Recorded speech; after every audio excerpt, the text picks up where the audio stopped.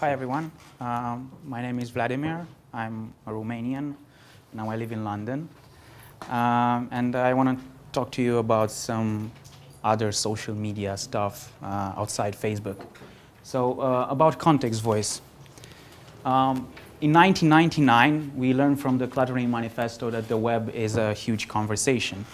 Of course, then the web was just a collection of boring websites. In 2004, we really find out that the web is a conversation, and we then had blogs. In 2009, and the web is still a big conversation, but what we end up is more platform, more social places where people are sharing information.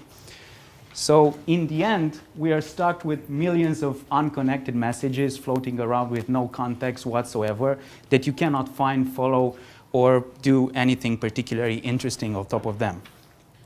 Of course, there were a lot of new stuff coming up. We have Facebook, who's building a social graph, LinkedIn, who's building a professional social graph, and now Twitter, who's building a message graph.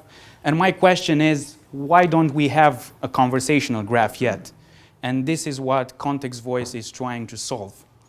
And what we're doing is we're connecting all the messages floating around all those social places in one single threaded conversation. So for example, if a YouTube video is discussed in the comment section on YouTube, or is published on a blog where that is discussed on FriendFeed or Twitter, or it goes on Dig, we have that in a single place, in a single threaded conversation that's updated in real time that you can use inside your own app using a simple API.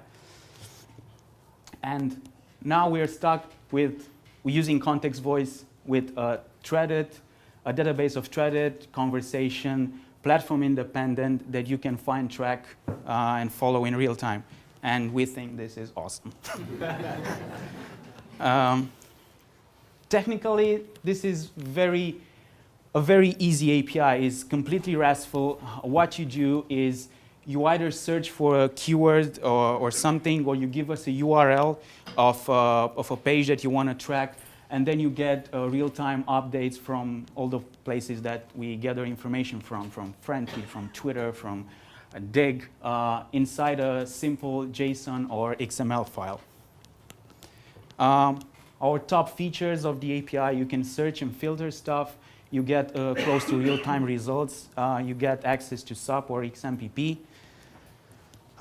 What you can do with it? Many things. I mean, probably the easiest application that you can think of are related to blogging. And probably if you are familiar with Discuss, they are using our API to display social comments from all over the place.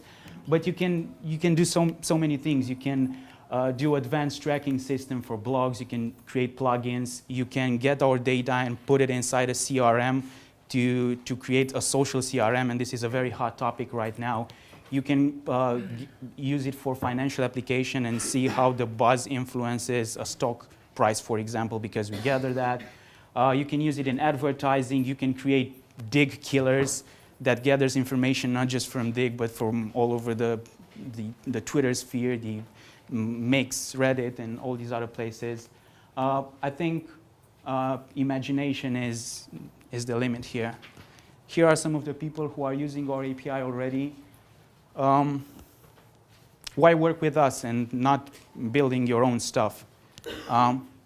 Because you don't need any hassles like crawling the whole web. We're doing that from you. You don't need to worry about scaling and how much that will cost you. We have that figured out. You don't have to worry about Twitter and FriendFeed and all these other startups that could cut you down because they don't like you. That happened to us many months ago, so now we have relationship with all the major players. You don't have to analyze data, extract meta information and stuff like that unless you want, we'll do that for you. And because we are a startup too, we are a few months old. If you need extra features, we're not like Facebook, we're not big. You can email us and ask for extra features or extra field, and we'll do that for you in a matter of days. That's it, thank you.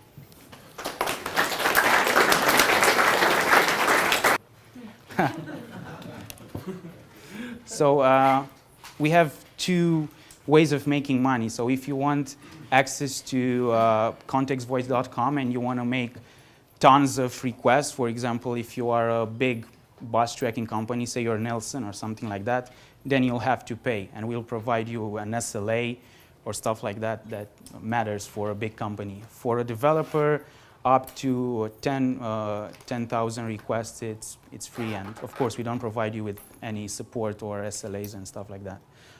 This is with the API, but also we're trying to build a front end for that data, and that will be a freemium service. You could use it for free, or you can upgrade for $5 or $50 to get some extra features out of the system. Are you doing anything with Facebook at the moment? Yeah, we tried. We tried getting data out of Facebook. We look at Facebook as another source of data, and we had some meetings with them in San Francisco, but they said no. Okay. So, yeah, we would love to, but unless they don't change their terms of service. Not yet. Not yet, yeah. Hopefully Twitter will get some more followers and they will do some changes. Okay, have we got any more questions for Vladimir? One more. How accurate is it? Other systems I'm using, I want to aggregate everything about crowdsourcing, and I'll get articles aggregated that aren't really what I want. Is it absolutely perfect, 100%, or are you getting information that you don't really want? Yeah, so I think we still have problems like spam and stuff like that. I don't think we solved all that. There is a lot of Twitter spam. There is a lot of I don't know, crazy people posting stuff on Observer and stuff. Conversations. Yeah, exactly. But the way you could use it, so if you send us your own URLs, we can measure the engagement just around those URLs or domain names that you are sending us. And you have a lot of filters for the search. So you can say, give me the hottest topics on Microsoft in the, I don't know, in the last week that's happened on Twitter and Reddit, for example. So you can filter the information, but I cannot tell you that it's perfect. There still are some stories that have been, that are in the system because some people game the system. And it's not just our fault. I mean, it's Twitter has a big problem with spam. The same with Dig and even the blogging platforms like WordPress or Typepad. So we're doing our best. Great. Thanks very much.